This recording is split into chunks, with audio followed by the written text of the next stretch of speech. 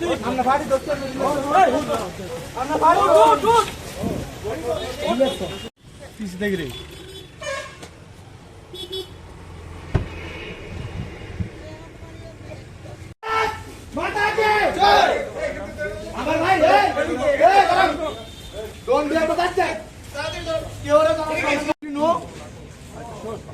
you know the Constitution of India?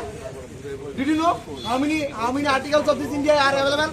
Did you know that for an emergency?